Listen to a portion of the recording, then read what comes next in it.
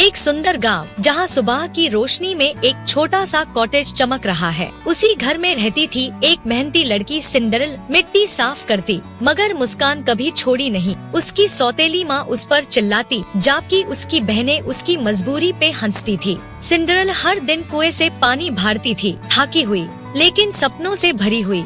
वो बहनों के कपड़े सिलती थी और वो लोग उसकी मेहनत का मजाक उड़ाती थी। एक दिन राजमहल से एक सुनहरा निमंत्रण आया। राजकुमार ने सबको राज महोत्सव में बुलाया था। बहनें खुशी से झूम उठी, सौतेली माँ ने भी फखर से सर उठाया। सिंड्रेला ने चुपके से निमंत्रण देखा।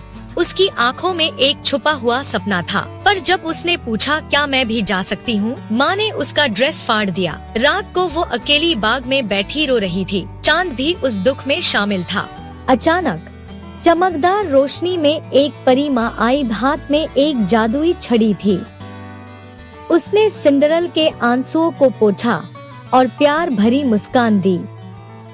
एक जादू से सिंड्रेला के पुराने कपड़े एक शाही ड्रेस में बदल गए। जैसे ही उसके पाँव में ग्लास के झूठे चमके, सपना जैसे सच हो गया। एक कद्दू एक सोना जैसा रथ बन गया, सफेद घोड़े और शानदार कोचमैन के साथ। परी माँ बोली, याद रखना, रात के 12 बजते ही सब कुछ चला जाएगा। सिंड्रेला ने सपने की सवारी ली और राजमहल के तरफ निकल पड़ी। राजमहल का डांस।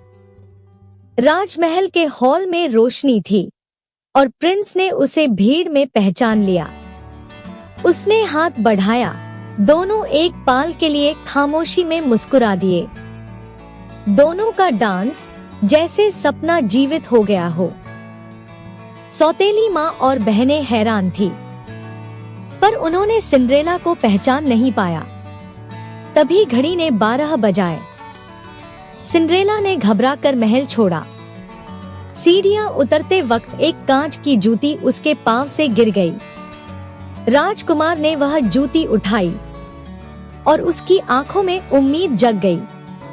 अगले दिन राजकुमार और उसके सैनिक हर घर घूम रहे थे जूती दिखाते हुए। बहनें जूती पहनना चाहती थी, पर किसी से भी वह फिट नहीं हुई। सिंड्रेला रसोई से सब देख रही थी, मन में असमंजस था।